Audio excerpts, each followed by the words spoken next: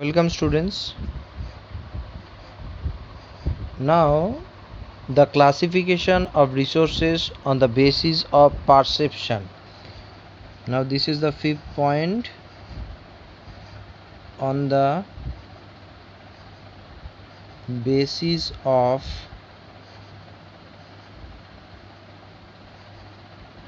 perception of resources. On the basis of perception of resources, we can divide the resources into two types.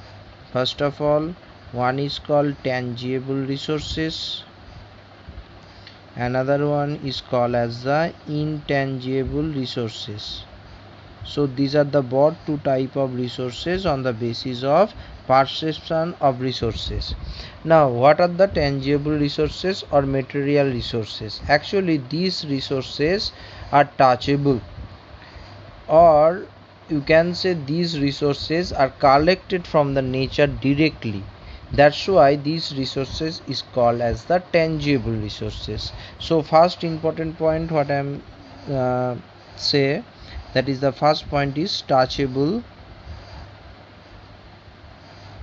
So these resources can touchable, these resources collected from the nature directly. That's why such kind of resources is called as the material resources or tangible resources. Example like agricultural food,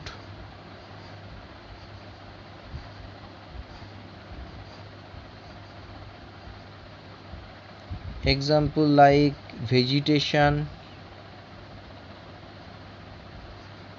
So these are the example basically denotes the tangible resources. On the other hand, the intangible resources, actually these resources is untouchable, or you can say such resources are collected through the interaction of the human or cultural environment.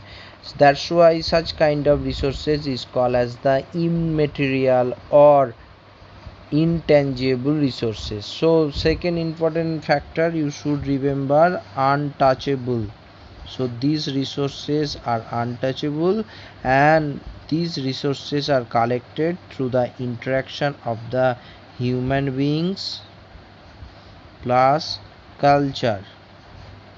So these two important factor, if there is an interaction takes place, so that time there is the production of new type of resources. So these resources is called as the intangible resources.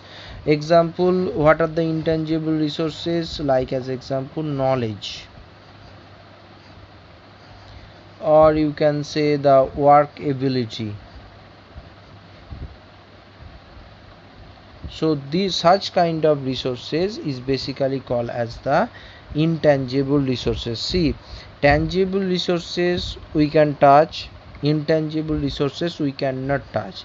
Tangible resources we directly get from the nature, intangible resources we basically get through the human and the cultural interaction.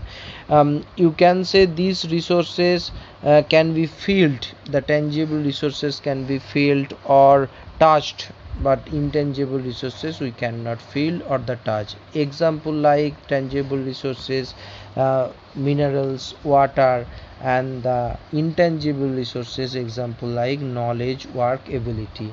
Now the type of resource on the basis of use, on the basis of use. Now this is the sixth point, on the basis of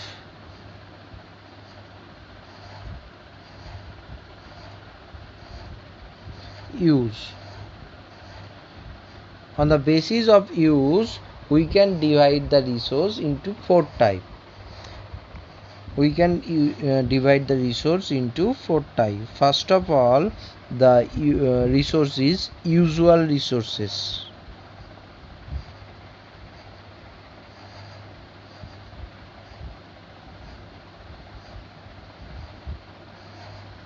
Second type of resources is unusual resources.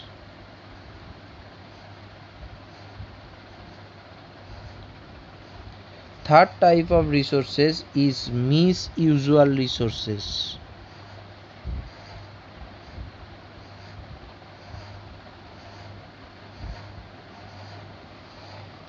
Fourth type of resource is potential resources.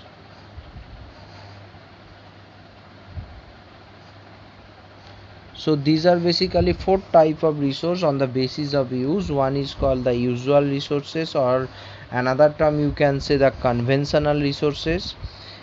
Second type of resource is unusual resources, you can say the non-conventional resources. Third type of resource is misusual resources, and fourth type of resource is potential resources. Now what are the usual resources? Usual resources means such resources are used for daily demand of human beings. That's why it have been considered as the usual resources. That means every day we need such kind of resource. Example like water, example like light. So these resources demand for everyday daily use, so that's why it have been considered as the usual resources. Unusual resources, actually the unusual resources can be used in the past, but at present they have no use. So such resources is called as the unusual resources. Example like wood wheel.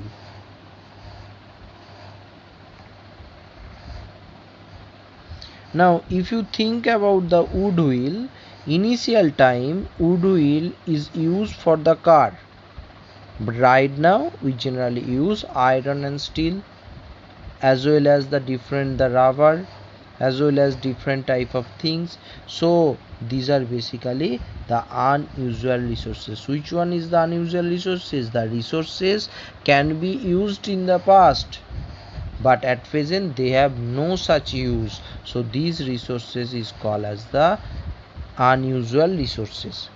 Next type of resource is misusual resources. What are the misusual resources? Actually these resources were once discovered for the well-being of human beings.